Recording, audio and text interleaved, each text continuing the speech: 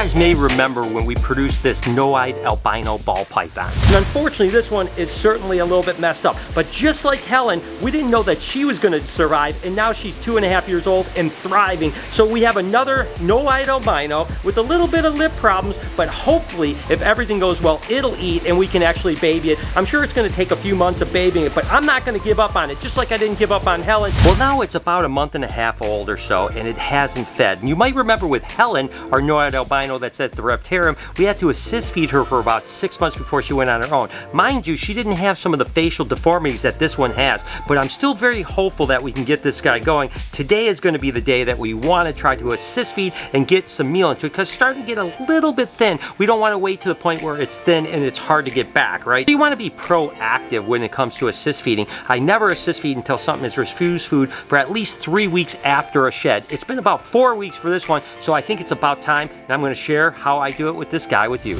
Now, the animal itself looks pretty healthy, to be totally honest with you, without obviously exception of that little deformity in the face and the actual eyes. So what we're going to do is we're going to take a fuzzy, a frozen fuzzy like this. We thawed it out in warm water, and I'm going to very gently just kind of hold its face like this, and I'm going to just open its mouth with the actual nose of the fuzzy, just like that. See how easy that is? Now, it's not going to take it just right away, so what I have to do is just push it just a little bit in. I don't want to push it too far in, but just a little bit in, and then I'm going to just kind of just close its mouth, almost like hooking its teeth on the actual animal. Then, this is the important part. Let it go. Whoop, see? And it dropped it. That happens. It's all about patience, people. So what you do, you try again. Again, very gently. Now, I always preference by saying, don't assist feed your snake if it's already fed. Don't assist feed your snake if it's a year old and is off food for a while. Only babies that have never fed before. And it's just a matter of kind of patiently doing this until it eventually hooks on it. Again, push it in there, hook its mouth, and then this is the important part.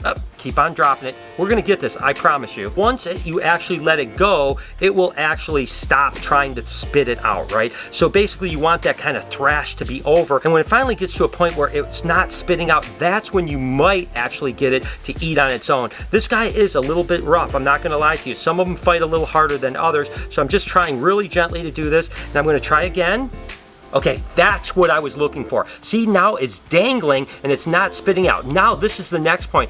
Very gently put it down back into the tub. Very gently.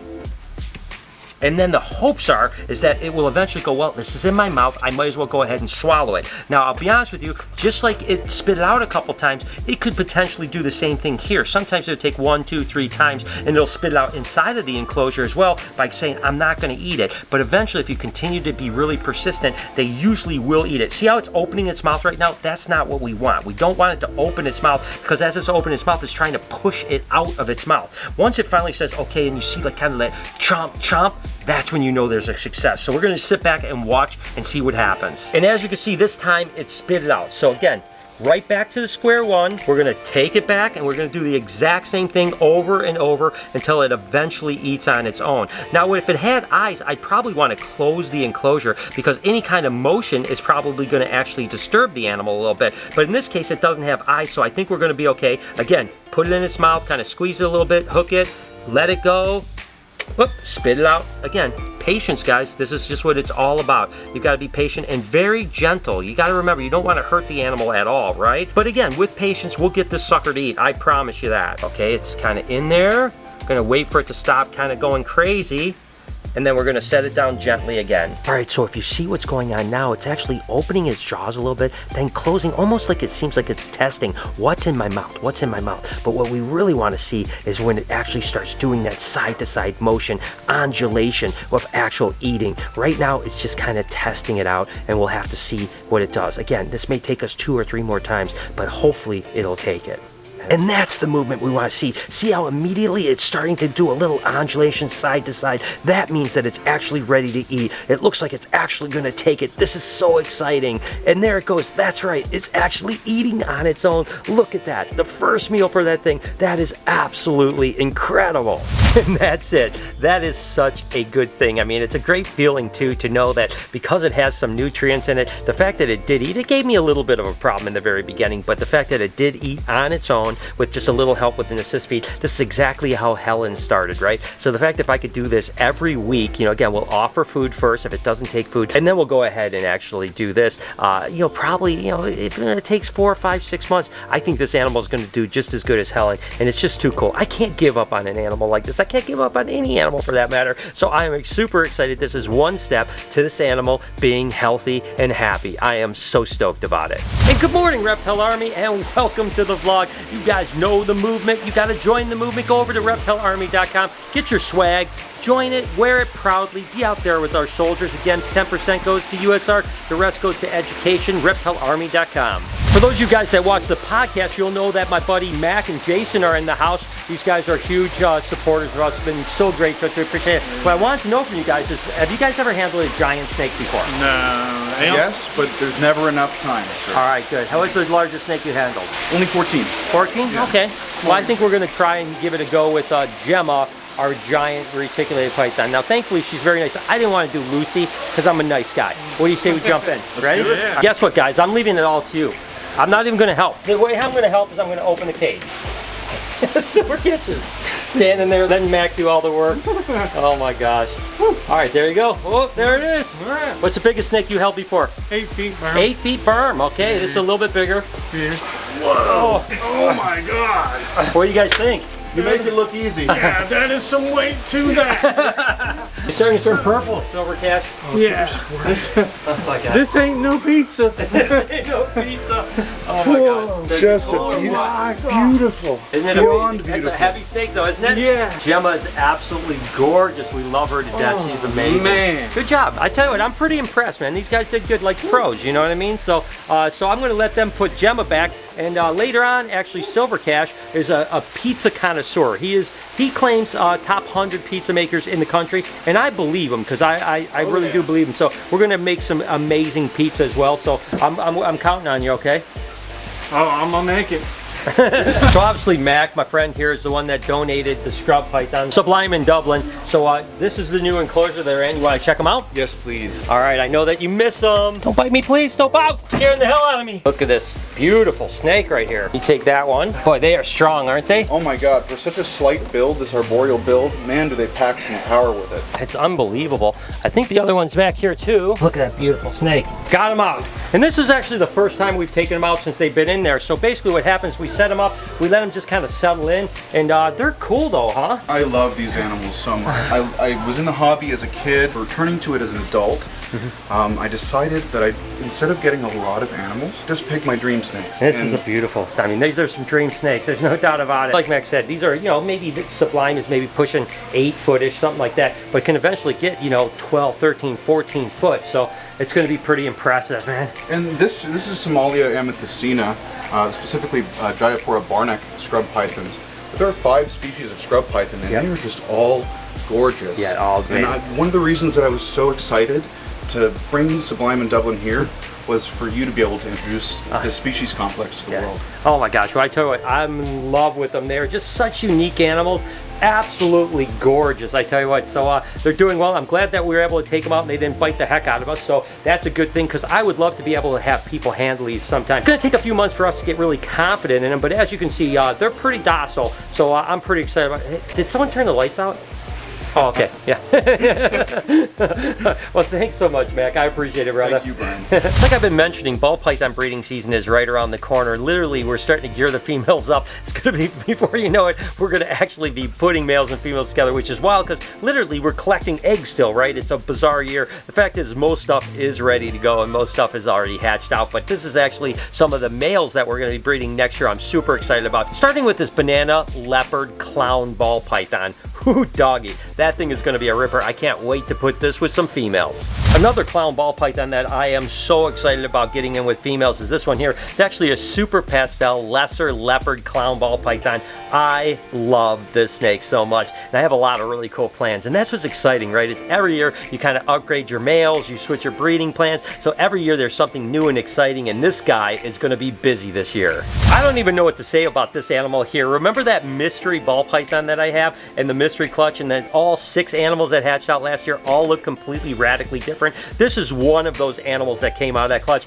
I don't know what the heck is going on. What is your problem? You're a little feisty little monkey? But wow, what a crazy snake. I've never seen a ball python that looked anything like this. Have no idea what that mystery gene is. But the good news is we have like 4 or 5 males that each one of them looks completely different. This one being kind of the most bizarre of all of them. But we're going to be able to breed all 4 of those males to different things and just start to decipher what the heck is going on with this mystery gene. Whatever that gene is, we had a couple more babies hatch this year from it too. So we know that it's floating around our collection. We just don't know what it is. Is it a single gene incomplete dominance? Is it allelic? Is it, just one animal? Have no clue. But I am super excited about it, and this thing is an absolute ripper. Obviously, the Barney ball python, or the direction I was going with the Barney ball python, was certainly a little bit of a disappointment. This is definitely not a purple snake whatsoever. It's a yellowish orangish snake, there's no doubt about it. But again, this is actually a banana super chocolate pinstripe, or a banana camo. We were hoping it was going to be an all purple snake. But listen, the fact that I have this male now, I can go into other things like black pastels, blackheads, other dark morph animals to start to really pull out that purple coloration. So although I'm disappointed with the results of this particular breeding, the fact is this is going to be a powerhouse male to get into other stuff, and we're going to eventually produce that Barney ball python. Piebald ball pythons are amazing, but black and white piebald ball pythons are even more amazing, and of course those are what they call summa pies. Well, this is a summa that is het for piebald ball python, which is basically the super mahogany, right? So when you breed mahogany, you get the solid black snake, and then of course this one happens to be het for piebald. Now we did produce some mahogany pies this year too, but this male can go to some female pies, and as well as my mahogany het pies, to potentially produce summa pies, which are just absolutely incredible. Super excited about it. I mean, this animal's a ripper in its own right, but to get it into a pie to have that black and white snake, I tell you what, I am so excited, and this animal is going to really be a key to increase my odds in producing that summa pie. Anyone that follows ball pythons know that clown ball pythons are all the rage, every mutation. So we brought up a lot of clown ball pythons here recently. This happens to be a banana Enchi Mojave clown ball python. Absolutely wonderful snake. So again, we're working on a bunch of different clown stuff too, so it's just cool, and the future is definitely bright.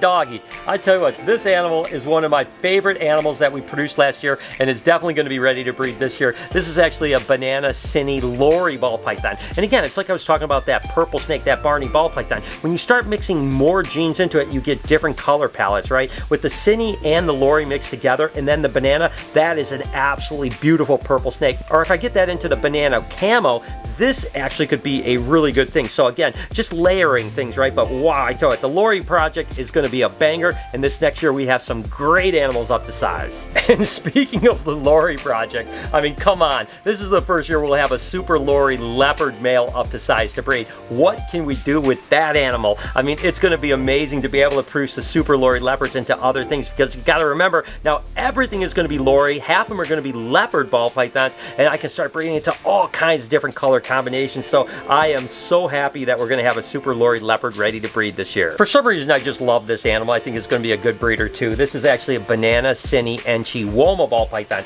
I just love the color palette in this particular snake. It's not like a really rare, crazy animal, but again, maybe getting it back into Enchi, maybe Orange Dream, it's going to be absolutely ridiculous. So a lot of potential things we can do, and that's what's going to be fun coming up this year, is with all these new males and all the other females that we have up to size here, the new combinations. I am so excited to get started. In a way, I wish it was happening right now. We still have about 6 or 8 weeks before the first males are going to go in with females, but oh my gosh, is it going to be a fun year. And of course, I am over the moon that we're going to be back into the Sunset project this year. I have a bunch of possible hets that are ready to breed female-wise, and I'm going to be able to take this Cinny Sunset male into those to prove out which one are actual hets. And hey, listen, just producing a normal Sunset for me is going to be absolutely amazing. I can't be more happy to be back into that project. This is another Laurie gene right here that I'm excited about. It's a banana extreme gene Enchi Laurie ball python, and I just love that purple stripe down its back. When it was younger, it was super purple. Now it's kind of faded a little bit, but again, thinking of what I can breed this into, dark morphs, everything as dark as possible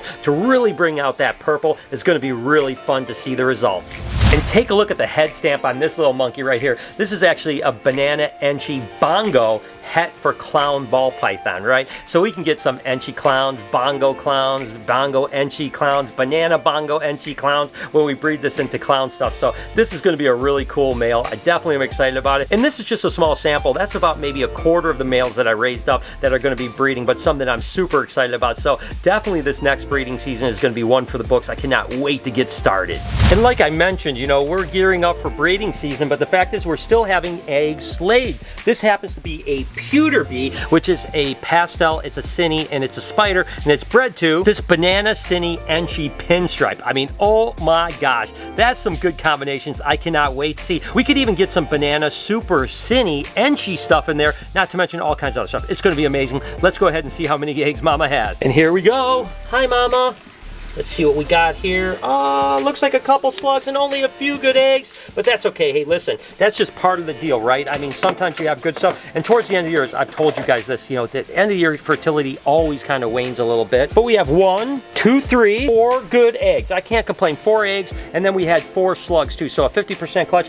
Few more clutches to go, and that's it for the year. So it's exciting. Then we're gearing up for next year. This clutch is going to be really cool. I can't wait to cut it in 57 days, and hopefully there'll be some bangers in there. Hope you enjoyed today's video. If you did, can you do me a favor? Right over here is a playlist. Can you hit 1 or 2 of those? It would mean the world to me. You know what else would mean the world to me? Right over here, you can hit that subscription button. Thank you guys so much. Have an absolutely wonderful day. Remember, be kind to somebody, Reptile Army, and I promise I'll see you in the next one.